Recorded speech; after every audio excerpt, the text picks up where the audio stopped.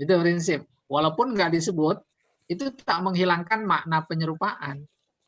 Walaupun wajhu syabah nggak disebut, itu tak menghilangkan dugaan aspek serupa antara musyabah dan musyabah bih. Jadi terlihat sekali bahwa pelajaran ini memang mengantarkan, mengajarkan, menggiring untuk memupuk rasa bahasa yang lebih dalam. Oke, kita lihat skema yang ada. Tasbih menjadi bermacam-macam dilihat dari beberapa sudut pandang. Pertama dari sudut pandang adat. Maksudnya sudut pandang adat, adatnya disebut apa enggak? Gitu, gampang. Kalau disebut, maka tasbih itu namanya mursal. Kalau tidak disebut, namanya muakkad. Jadi langkah-langkah mengidentifikasinya, adatnya ada apa enggak? Oh ada. Faja'alahum ka'as, nah itu ka'adat, berarti mursal. Tapi adatnya enggak ada, nah, namanya muakkad. Sebelumnya adat udah dipetakan. Ada bentuk isim, ada bentuk fi'il, ada bentuk huruf. Sudut pandang yang kedua, wajhu syabahnya. Artinya kita lihat wajhu syabahnya disebut apa enggak gitu. Kalau disebut namanya mufassal. Kalau tidak disebut namanya mujmal. Nah, akhirnya sebuah kalimat tasbih sekaligus bisa dilihat dari dua sudut pandang. Sekaligus sudut pandang adat, sudut pandang wajhu syabah. Oleh karena itu, nama satu struktur kalimat tasbih menjadi dua. Kalau adatnya ada berarti mursal, wajhusnya syabahnya ada berarti mufassal. Oh, tasbih ini mursal mufassal. Itu digabung dua.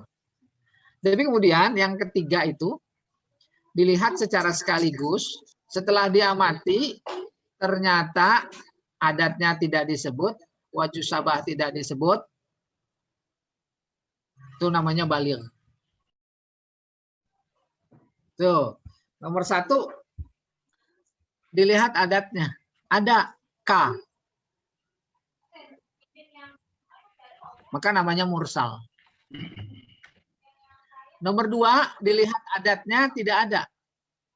Oh, namanya muakkad. Nomor tiga, dilihat wajhu syabahnya. Ada, yaitu fil hidayah. Maka namanya mufassal. Nomor empat, adatnya wajhu syabahnya tidak ada. Tidak disebut maksudnya. Maka namanya mujmal. Mujmal. Baru nomor 5, adat sama wajhu syabahnya tidak ada. Namanya baligh. Tasbih baligh. Kembali ke nomor 1. Sudut pandang adat.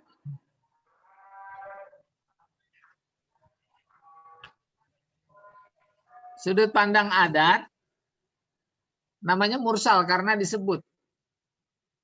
Tapi pada yang sama, sudut pandang wajhu syabah disebut. Namanya mufassal. Maka nomor 1 mursal mufassal. Kan mufassal. Nomor 3 sama nomor 1 mursal mufassal. Nomor 4 mursal mujmal.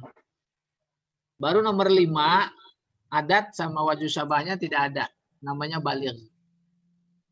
Tasbih baligh. Contoh dalam Al-Quran. Faja'alahum ka'asfim ma'kul. Maka Allah menjadikan mereka tentara bergajah. Seperti daun dimakan ulat. Adatnya ada. Adatnya ada K, berarti mursal. Wajhu syabahnya nggak disebut. Sebab masih ada pertanyaan.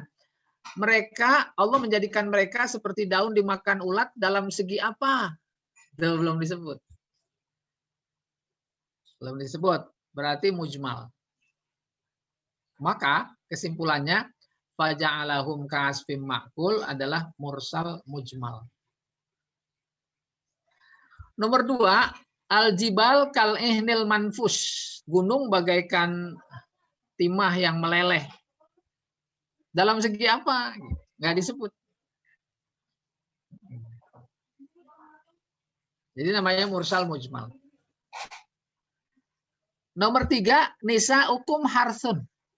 Adatnya nggak disebut. Wajhu syabah nggak disebut. Baligh.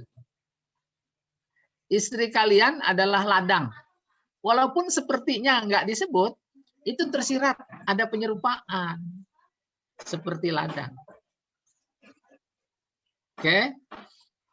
Terus, hunna libas. Mereka, para istri, adalah pakaian. Walaupun nggak disebut seperti, nah itu tersirat, ada seperti. Karena tersirat ada seperti, makanya tasbih. Nggak disebut, jadi baligh. Wajahnya nggak disebut. Antum libas. Antum maksudnya suami. Juga bagaikan gitu, pakaian bagi si istri. Nih, laukan al-bahru midan. Seandainya laut itu tinta. Artinya bagaikan tinta. Baligh. Terus nomor 2-nya ka'annahum lu'lu' maknun. Mereka bagaikan mutiara yang disimpan. Mutiara yang disimpan. Ini mah ada adatnya, yaitu ka'anna. Jadi mursal. Dalam segi apa? Nggak disebut. Berarti wajhu syabah nggak disebut, namanya mujmal. Mursal mujmal. Innallaha yuhibbul ladzina yuqatiluna fi sabilihi shaffa. Allah suka cinta kepada orang yang berperang di jalan Allah, berbaris, bersap-sap. Ka'annahum bunyanum marsus. Ada adatnya ka'anna. Nanti mursal. Bagaikan bangunan yang kokoh. Dalam segi apa? Nggak disebut. Namanya mujmal. Jadi di Al-Quran jauh lebih banyak mujmal. Yaitu tasbih yang wajhu syabahnya nggak disebut. Mengindikasikan setiap zaman menginterpretasikan wajhu syabah yang ada, itu Al-Quran menjadi elastis. Solihun likuli zaman wa makan. Iya, solih. Solih artinya cocok. Likuli zaman wa makan. Itu. Tamsil dari mas salah yumasil. Tamsil artinya gambaran. Tasbih secara garis besar ada 2. Yang pertama ghair tamsil, yaitu yang sudah kita pelajari. Artinya tasbih yang bukan merupakan menyerupakan gambaran dengan gambaran, bukan. Tapi kalau tamsil yang diserupakan adalah gambaran. Engkau seperti singa, itu bukan gambaran. Maka disebut tasbih ghair tamsil. Tapi kalau menyerupakan gambaran hidup yang suka duka dengan perahu atau bagaikan perahu yang ada di tengah lautan, itu menyerupakan gambaran. Paham itu? Kalau yang diserupakan adalah gambaran, maka namanya tasbihnya tamsil.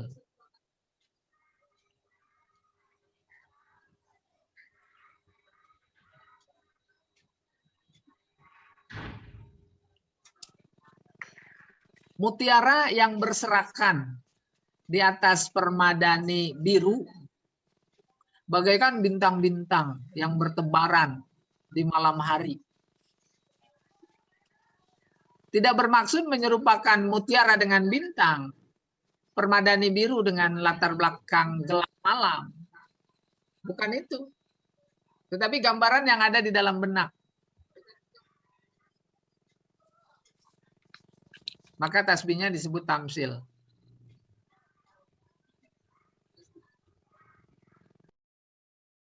Antara ghair tamsil sama tamsil. Kalau ghair tamsil, musabahnya mufrad seperti anta tadi. Musabahbinya juga mufrad. Baru aspek samanya dicari dan itu menghasilkan wajhu syabah. Kalau tamsil bukan mufrad. Gambaran hidup yang penuh suka duka ada di benak tuh. Itu yang diserupakan gambarannya. Yang kayak begitu namanya muta'addid. Bagaikan perahu yang ada di tengah lautan. Itu gambarannya yang diserupakan. Aspek serupanya dicari, itu melahirkan wajhu syabah. Ini baru masuk tadi prolog gitu. Masalah yumasilu tamsil. Tamsil artinya gambaran. Dengan demikian tasbih tamsil adalah tasbih yang menyerupakan gambaran dengan gambaran. Jadi seolah bukan sosok yang ada di benak. Lagi-lagi kalau mau dikritisi, ini mengantarkan pikiran dan rasa bahasa kepada yang lebih dalam. Gambaran itu kan jauh lebih dalam. Gambaran amal orang-orang kafir itu bagaikan fata morgana. Tuh gitu gambarannya, bukan amalannya. Yang dilihat oleh orang haus seperti fata morgana itu. Innal ladzina kafaru a'malahum kasarabim miqyah. Iya. Baru secara terminologi yang tadi saya terangkan, dicoba di sini definisinya. Tasbih tamsil adalah yang wajhu syabahnya diambil dari yang berbilang. Kata lain dari gambaran itu berbilang. Kalau dipertegas lagi karena memang ada dua unsur. Berbeda dengan tasbih ghair tamsil, dia satu unsur. Engkau seperti singa, sudah. Tapi kalau tasbih tamsil itu gambaran banyak unsur. Bintang, mutiara yang bertebaran, yang berserakan di atas permadani bagaikan bintang-bintang yang bertebaran di gelap malam. Ada dua unsur. Dua unsur dimaksud muta'addid, istilah teknisnya.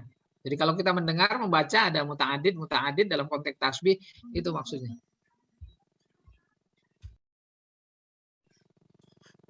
Ini visualisasi untuk sekedar membandingkan. Sebelah kanan, ghair tamsil. Anta kal asad. Ini kecil ya. Tuh. Anta kal asad. Anta musyabbah, dia mufrad. Asad musyabbah bi, dia mufrad. Namanya mufrad. Tapi kalau yang sebelah kiri, laha khalun fi safahati khaddiha. Itu musyabbah. Dia punya tai lalat di lembaran pipinya. Itu maksudnya gambaran tai lalat yang ada di pipinya dalam benak kita. Bagaikan setitik minyak wangi di atas lembaran marmer. Tidak bermaksud menyerupakan tai lalat dengan setetes minyak wangi yang hitam. Atau pipi dengan marmer, bukan. Tapi perpaduan keduanya. Karena berpadu maka disebut gambaran. Karena gambaran maka disebut muta'addid. Musyabah muta'addid, musyabah bi muta'addid, maka wajhu syabahnya diambil dari yang muta'addid. Aspek serupanya maksudnya. Itulah yang dimaksud dalam definisi tasbih tamsil adalah tasbih, ya, maka nal wajhu fihi muntaza' min muta'addid. Ilustrasi. Musyabah muta'addid, musyabah bi muta'addid, maka wajhu syabahnya juga merupakan gambaran. Ini penegasan saja. Contoh satu, hidup yang penuh suka duka bagaikan perahu di tengah lautan. Maka musyabahnya gambaran hidup yang penuh suka duka. Yang ada dalam pikiran. Ya. Terus diserupakan dengan gambaran perahu yang ada di tengah lautan. Apa aspek serupanya? Gambaran sesuatu yang selalu goncang. Tidak tenang. Itu hidup kayak perahu. Di tengah lautan. Bahkan hadis Rasulullah emang menyerupakan hidup ini bagaikan perahu. Emang benar. Apalagi sekarang di Petamburan. Itu perahunya lagi gelombang besar. Ini ada orang Petamburan kan? Nggak ada ya? Tidak ada. Iya pada ke sono dong. Ada, Sat. Oh, ada. Coba. Benar banget. Sehingga ketika Rasulullah mengangkat Abu Dzar Al-Ghifari menjadi seorang gubernur. Tapi bukan di Jakarta. Di mana waktu itu, di Yaman apa di mana? Saya lupa itu. Apa kata Nabi? Ahkim as-safinah. Kendalikan perahu tuh. Wilayah kehidupan sebagai jabatan gubernur itu barat perahu. Ahkim as-safinah. Innal miq. Laut dalam. Aksir zad. Perbanyak bekal. As-safar tawil. Jalanan jauh. Wa akhlisi amal. Ikhlas beramal. Fa inna nakid basir. Nah, ini muncul lagi. Pengoreksi, yakni Allah sangat melihat. Oke. Contoh dua. Al-mu'min kan yashuddu ba'duhu ba'dha. Hubungan orang beriman satu dengan lainnya bagaikan bangunan satu sama lain saling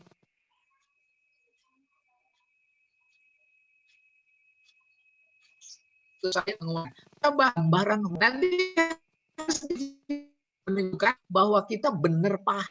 Kayak begitu kita dibimbing untuk musababinya gambaran bangunan yang saya mencoba membantu memvisualisasikan. Mutabahnya satu mukmin dengan mukmin lain bergandeng tangan.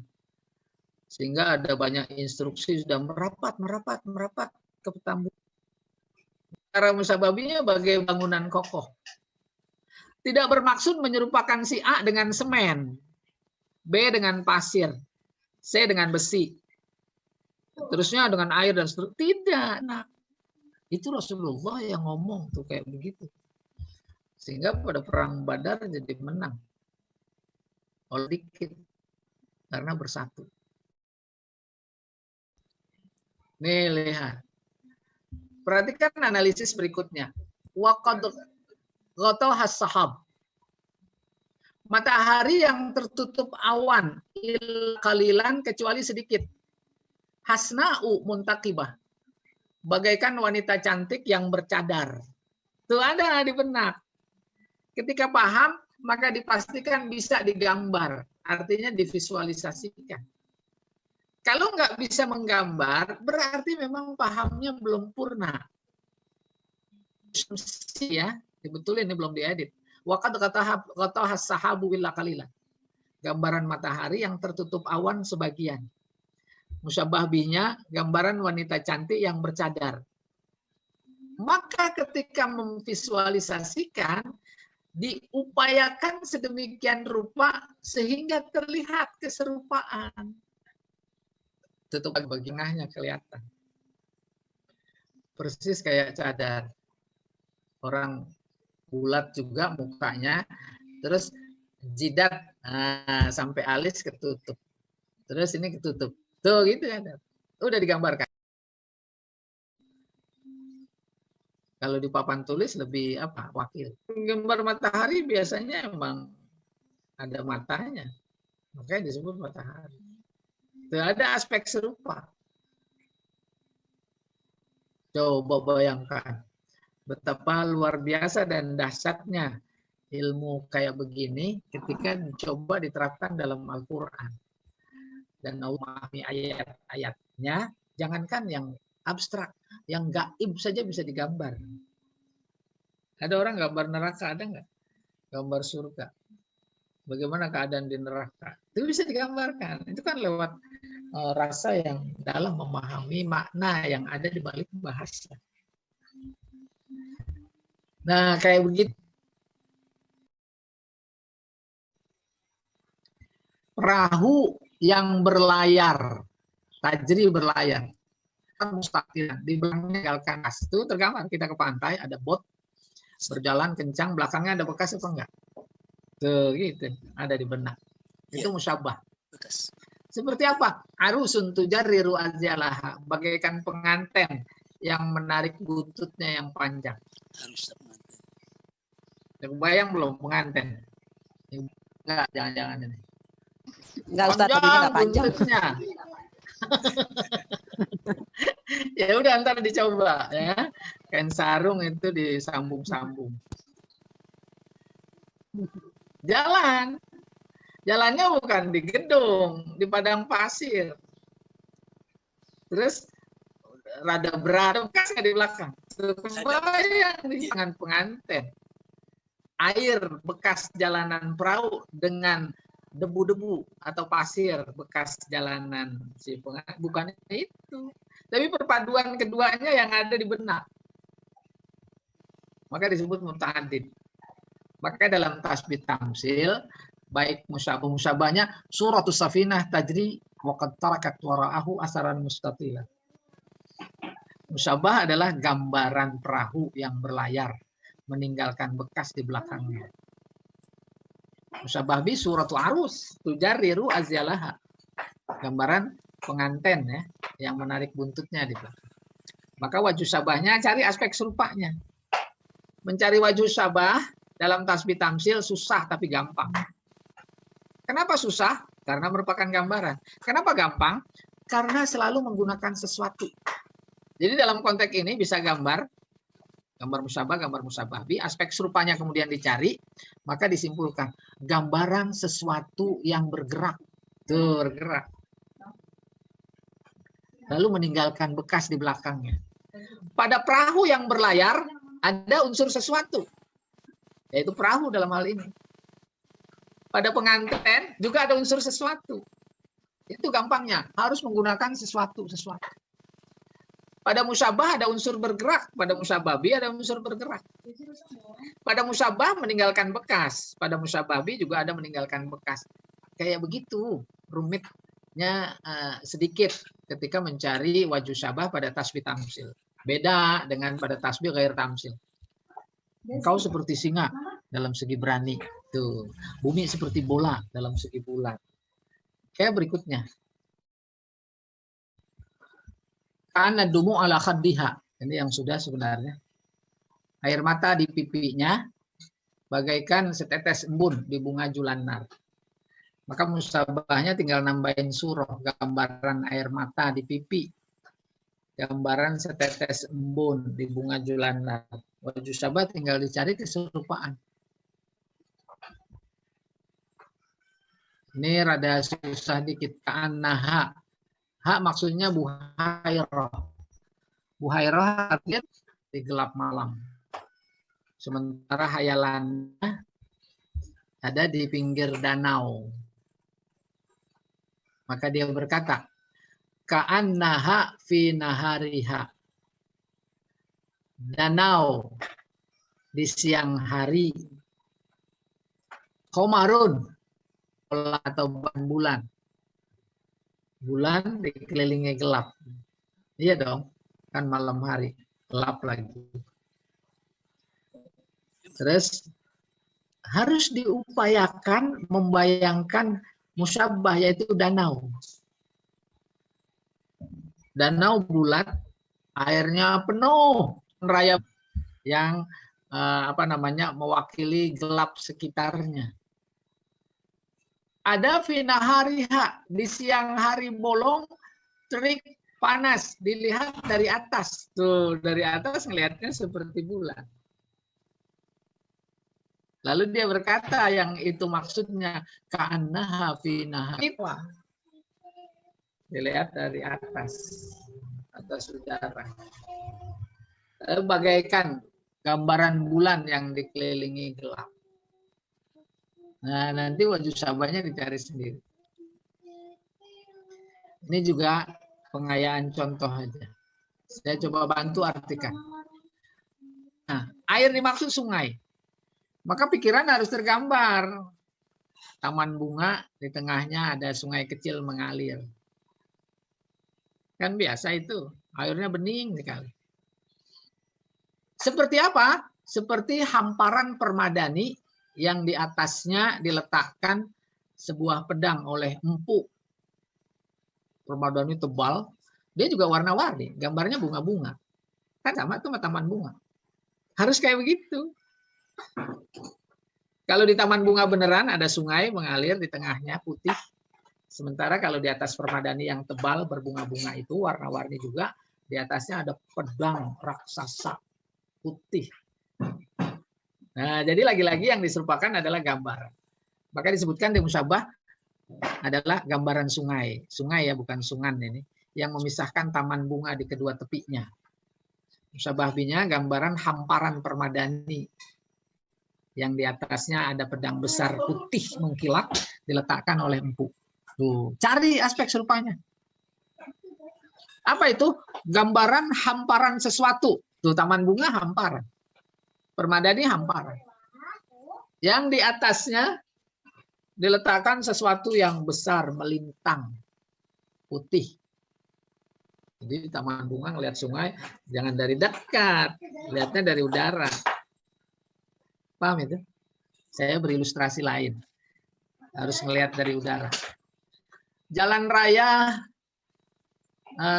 Tamrin, Husni Tamrin pada malam hari dilihat dari udara bagaikan sungai. Itu terang kayak sungai itu. Dilihat oleh pilot, nah itu kayak sungai. Kayak begitu ya, kita harus mampu mengimajinasikan.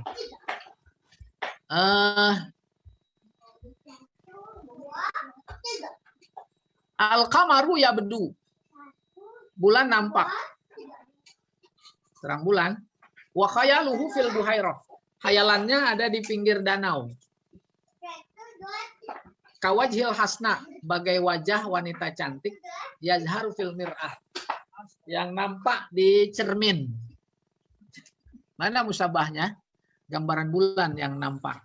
Sementara kita menghayal di pinggir danau. Bagaikan wanita cantik, wajah wanita cantik yang ada di cermin.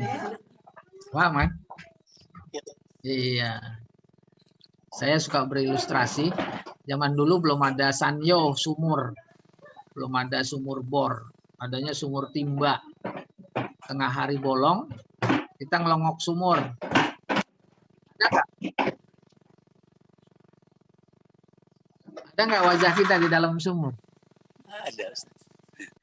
Nah ini malam nggak ada. Kayak begitu coba. Tingginya hayalan para penyair dulu padang pasir.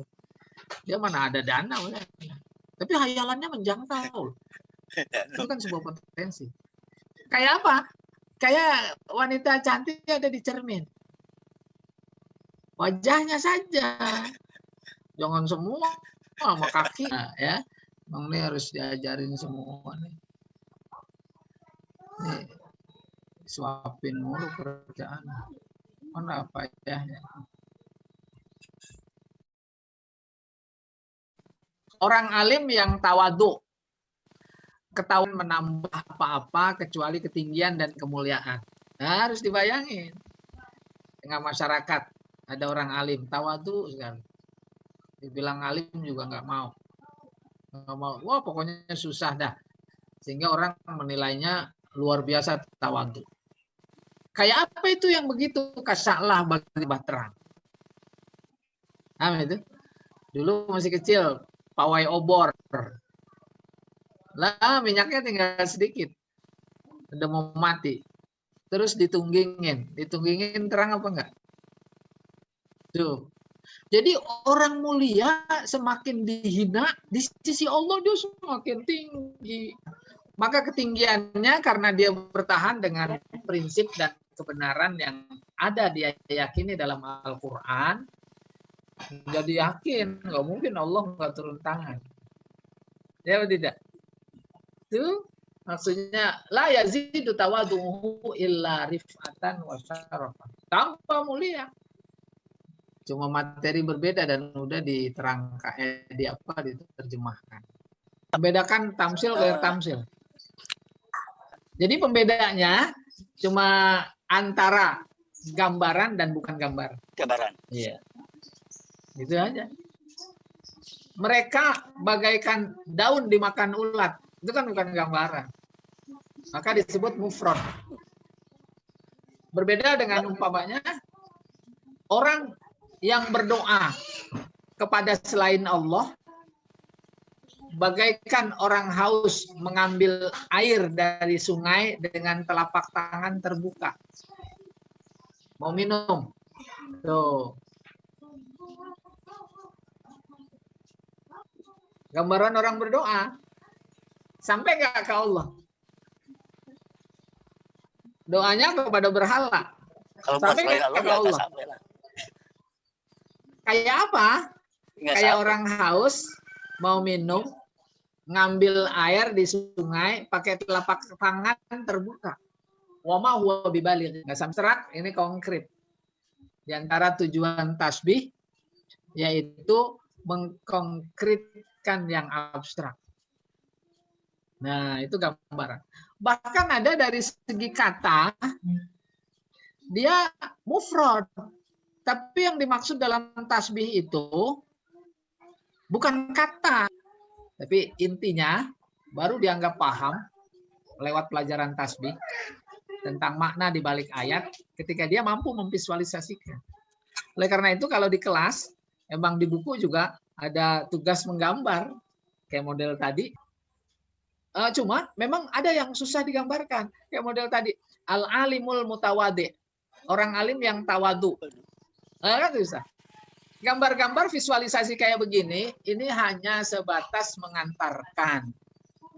Kalau memang sudah dipaham di dalam benak, ya nggak menjadi penting ini digambarkan. Ini dalam proses belajar. Tuh. Kayak tadi al-alimul mutawadi bagaimana gambarnya ya? Tahu dasar jana dan bisa mengajar. Itu dia yang dimaksud masalul karim alladzi yusaidul ba'isin fil khafa. Kayak apa itu? Bagai kanal air di tengah kebun yang nggak kedengeran gemerciknya. Tahu-tahu Pak Tani udah panen. Kalau itu taman bunga, tahu-tahu bunga udah pada bermekar. Kan ada aspek serupa. Nah, menggambarkan atau memvisualisasikan dalam bentuk gambar orang mulia, sedekah, diam-diam kan agak susah. Tapi di benak bisa dipaham. Mana musyabahnya? Yaitu suratul karim. Allati yusaidul ba'isina fil khofa. Gambaran orang dermawan yang memberikan bantuan dengan sembunyi-sembunyi. Musyababinya gambaran kanal air yang tak terdengar gemerciknya, namun dampaknya terlihat jelas di taman. Kalau itu kebun ya di kebun. Iya. Kalau yang di surat Jumu'ah itu Ustaz, masalul ladzina humilul Taurata tsumma lam yahmiluha kama masalul himari yahmilu asfara. Iya. Apalagi pakai masal. Itu udah ciri khas tamsil. Kenapa? Karena diartikan gambaran. Nggak usah Taurat. Kita juga Al-Quran. Masalul ladzina humilul Quran umpamanya. Tauratnya tika ganti. Banyak kita. Kamasalil himar. Yahmiluna asfara. Paham itu? Gambaran orang yang punya Al-Quran, bacaannya bagus, tapi tidak paham. Umpamanya begitu. Kayak himar.